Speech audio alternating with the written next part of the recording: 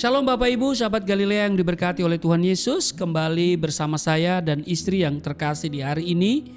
Dan sebelum Bapak Ibu semua beraktivitas, berkegiatan di akhir pekan, seperti biasa mari kita datang di hadirat Tuhan.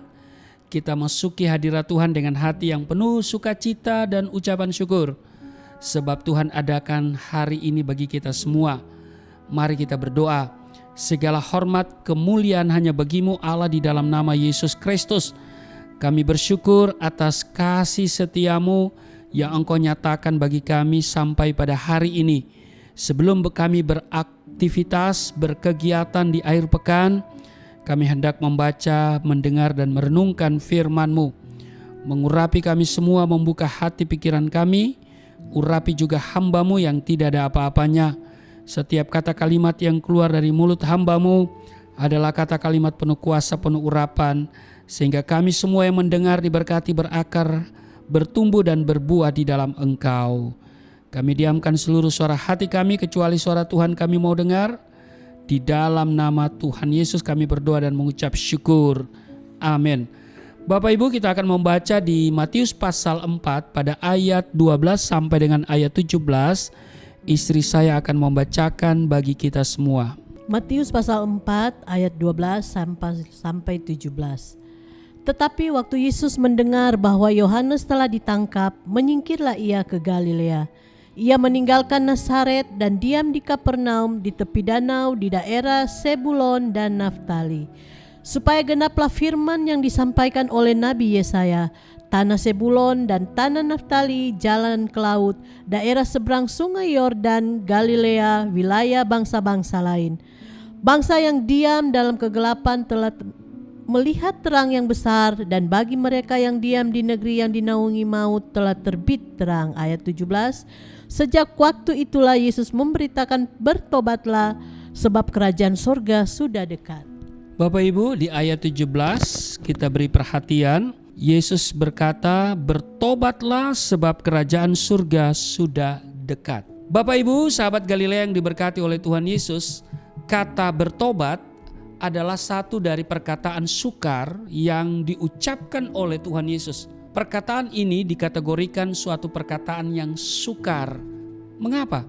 Karena bertobat adalah sebuah keputusan pribadi dan itu merupakan keharusan atau wajib hukumnya, syarat mutlak untuk masuk surga. Sebab kerajaan surga sudah dekat. Ingat Bapak Ibu bahwa zaman akhir sesungguhnya sudah dimulai sejak kedatangan Kristus pertama ke bumi ini dan akan berakhir pada kedatangannya yang kedua kalinya nanti. Kerajaan surga sudah dekat.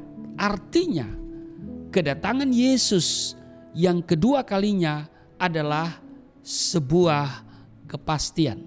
Tanda kedatangan Kristus yang kedua kali diantaranya yang pertama, Injil kerajaan harus tersebar. Kalau kita baca di dalam Matius 24 ayat 9 sampai 14. Pada waktu itu kamu akan diserahkan supaya disiksa, dan kamu akan dibunuh dan akan dibenci semua orang oleh karena namaku. Dan banyak orang akan murtad dan mereka akan saling menyerahkan dan saling membenci. Banyak nabi palsu akan muncul dan menyesatkan banyak orang. Dan karena makin bertambahnya kedurhakaan, maka kasih kebanyakan orang akan menjadi dingin. Tetapi orang yang bertahan sampai pada kesudahannya akan selamat. Ayat 14. Dan Injil kerajaan ini akan diberitakan di seluruh dunia, menjadi kesaksian bagi semua bangsa, sesudah itu barulah tiba kesudahannya. Injil kerajaan akan disebarkan.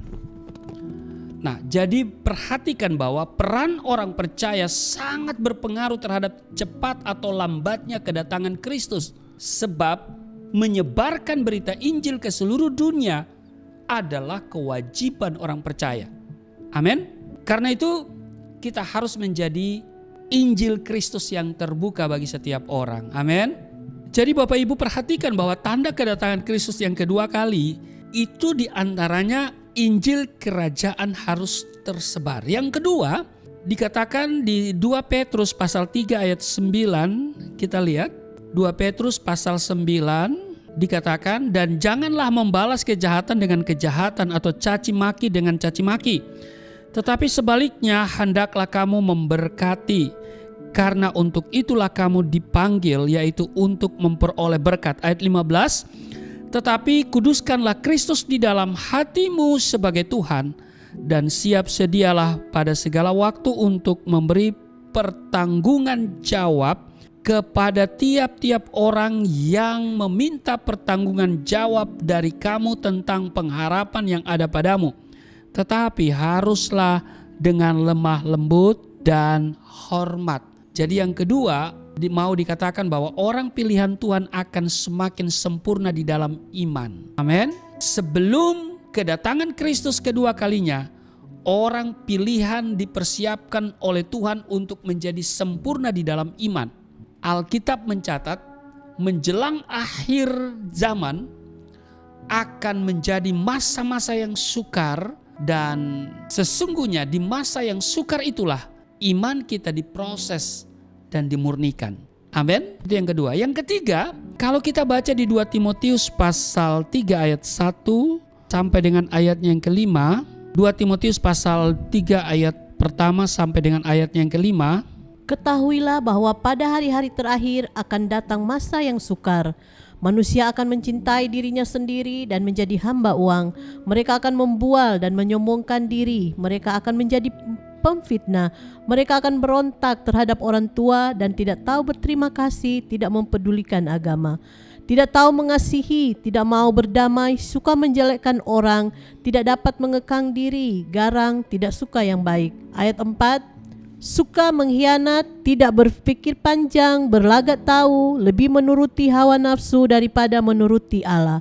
Ayat 5, secara lahiriah mereka menjalankan ibadah mereka, tetapi pada hakikatnya mereka memungkiri kekuatannya, jauhilah mereka itu. Nah, itulah keadaan akhir zaman. Ketika nilai-nilai moralitas manusia dunia ini semakin rendah. Dikatakan di sini bahwa manusia akan mencintai dirinya sendiri dan menjadi hamba uang. Mereka akan membual dan menyombongkan diri. Mereka akan menjadi pemfitnah. Mereka akan berontak terhadap orang tua, tidak tahu berterima kasih, tidak mempedulikan agama, tidak tahu mengasihi, tidak mau berdamai, suka menjelekkan orang, tidak dapat mengekang diri, garang, tidak suka yang baik, suka mengkhianat, tidak berpikir panjang, berlagak tahu, lebih menuruti hawa nafsu daripada menuruti Allah. Di ayat 5 nih sangat jelas secara lahiriah. Jadi secara lahiriah mereka menjalankan ibadah mereka.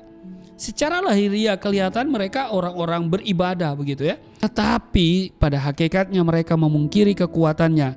Dikatakan di sini jauhilah mereka. Jadi perhatikan bahwa di hari-hari terakhir orang yang takut akan Tuhan semakin dimurnikan. Sementara orang dunia akan semakin jahat. Itulah sebabnya pada saat panen dilaksanakan, antara gandum dan ilalang akan dipisahkan.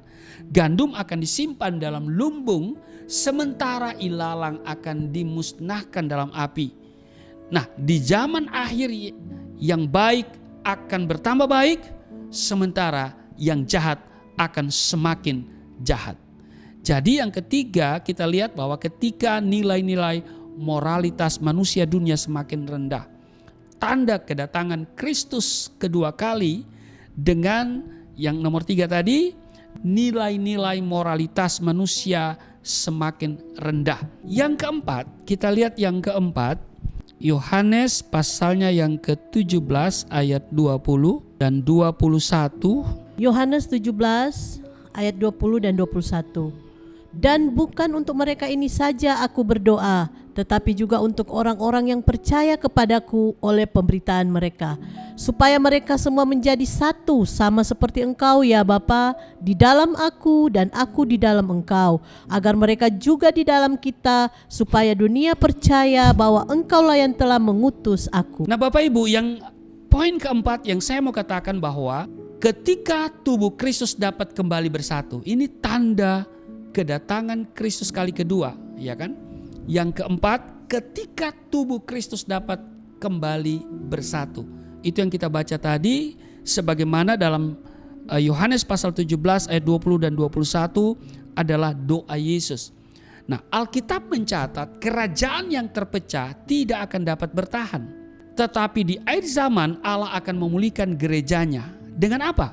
Kita lihat di dalam Efesus 4 ayat 5. Dalam kasih ia telah menentukan kita dari semula oleh Yesus Kristus untuk menjadi anak-anaknya sesuai dengan kerelaan kehendaknya.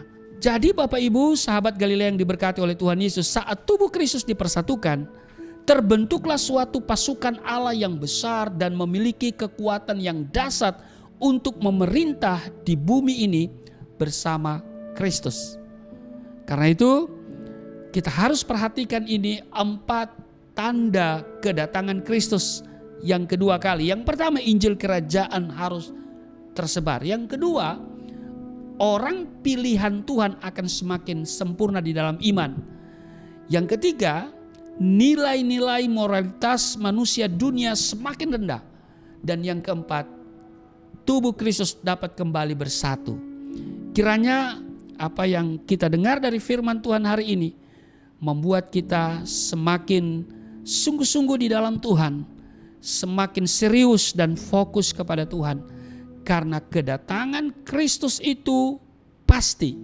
Karena itu seperti yang Yesus katakan di Matius pasal 4 ayat 17 tadi, bertobatlah sebab kerajaan surga sudah dekat. Selamat berkegiatan di akhir pekan. Tuhan Yesus memberkati. Mari kita berdoa.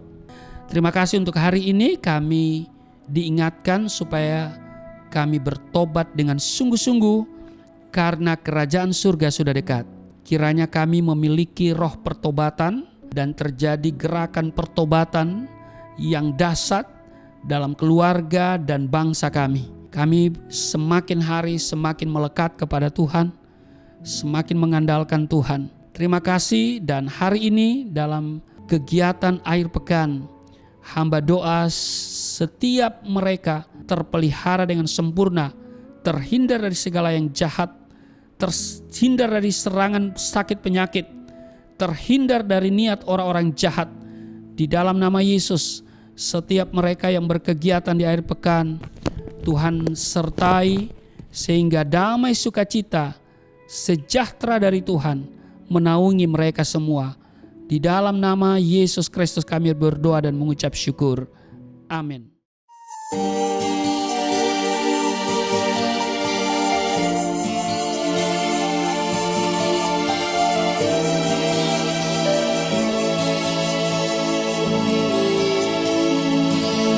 Bapa kami yang di surga, dimuliakanlah nama-Mu. Datanglah kerajaan, jadilah kehendak-Mu di bumi seperti di surga.